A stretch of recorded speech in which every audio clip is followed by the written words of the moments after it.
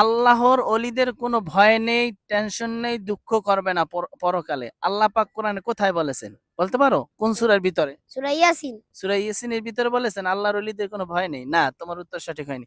তুমি বলতে পারো আল্লাহর অলিদের কোনো ভয় নেই, টেনশন নেই, আল্লাহ পাক কোরআনে কোথায় বলেছে? কোন সূরার ভিতরে বলতে পারো?